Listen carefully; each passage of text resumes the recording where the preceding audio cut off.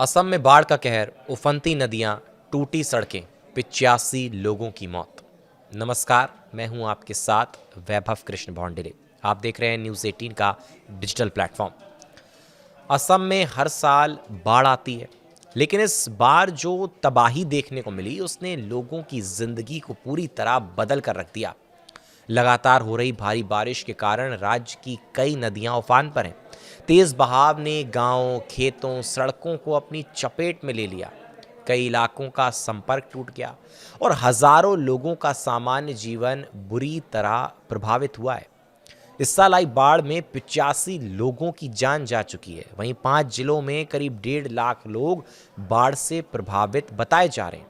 सैकड़ों गांव पानी में डूब गए हैं और बड़ी संख्या में लोगों को अपने घर छोड़कर राहत शिविरों में शरण लेने के लिए मजबूर होना पड़ रहा है। हालांकि कई इलाकों में अब बाढ़ का पानी धीरे धीरे कम होने लगा है, लेकिन लोगों की मुश्किलें अभी खत्म नहीं हुई हैं।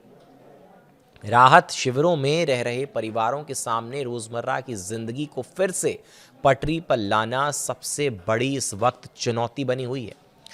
रोजगार का नुकसान, स्वच्छ पेयजल की कमी, क्षतिग्रस्त सड़कें और टूटा हुआ बुनियादी ढांचा लोगों के संघर्ष को कठिन बना रहा है। जिन परिवारों ने वर्षों की मेहनत से अपना घर और रोजगार खड़ा किया था, वे अब फिर से शुरुआत करने के लिए मजबूर हैं, कोशिश कर रहे हैं। इन्हीं प्रभावित इलाकों में शिवसागर जिले का नेपाली खूंटी गांव मानवीय त्रासदी की एक दर्दनाक तस्वीर पेश कर रहा है। कभी इस गांव को इलाके के सबसे समृद्ध डेयरी गांव में गिना जाता था। यहां के लगभग 150 परिवार पूरी तरह डेयरी खेती पर निर्भर थे। हर सुबह गांव से सैकड़ों लीटर दूध नजीरा और आसपास के कस्बों में भेजा जाता था। यही डेयरी कारोबार यहां के लोगों की आय का सबसे बड़ा समाधान था। गांव के लोगों के लिए गायें सिर्फ मवेशी नहीं थी, बल्कि उनकी बरसों की मेहनत, आर्थिक सुरक्षा, बच्चों की शिक्षा, इलाज और बेहतर भविष्य की उम्मीद का आधार थी। लेकिन इस बाढ़ ने उनकी उम्मीदों पर गहरा असर डाला है। पानी के तेज बहाव ने लोगों की आजीविका को गंभीर नुकसान पहुंचाया और गांव की आर्थिक व्यवस्था लगभग ठहर गई है, चरमरा गई है, थम गई है।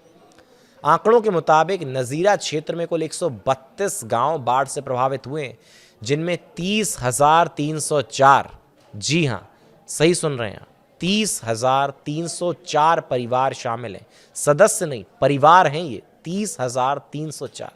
लगातार हो रही तेज बारिश के कारण बाढ़ का पानी तेजी से गांव में घुसा, जिससे लोगों को संभलने के लिए बहुत कम समय मिला। लोग संभल ही नहीं पाए।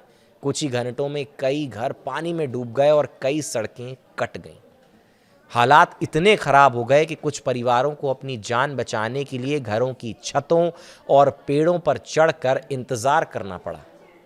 जब पानी का स्तर बढ़ रहा था, तब लोगों के सामने अपने घरों और सामान को बचाने का भी समय नहीं था।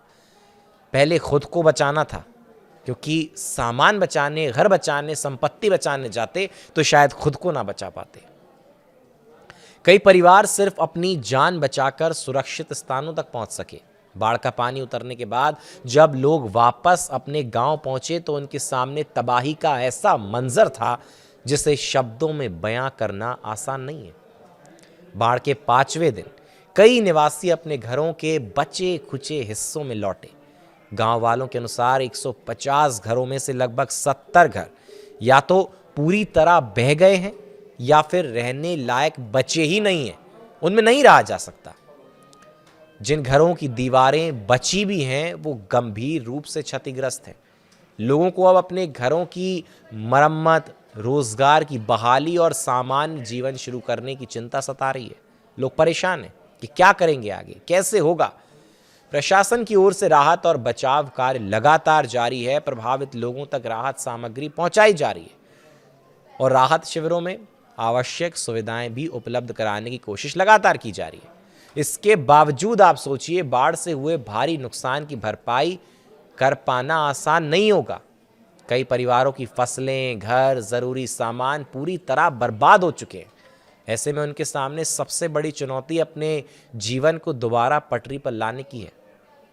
असम में हर साल बाढ़ आती है, लेकिन इस बार की तबाही ने एक बार फिर यह याद दिलाया है कि प्राकृतिक आपदाएं सिर्फ घर और सड़कें नहीं बहाती, बल्कि लोगों की बरसों की मेहनत, सपने, भविष्य भी अपने साथ ले जाती हैं। फिलहाल पानी भले ही धीरे धीरे कम हो रहा हो, लेकिन बाढ़ प्रभावित परिवारों का संघर्ष अभी भी जारी है। उनके लिए राहत से ज्यादा जरूरी है कि वे फिर से अपने पैरों पर खड़े हो सकें और सामान्य जीवन की ओर लौट सकें। फिलहाल हमारे साथ इस वीडियो में इतना ही। नमस्कार।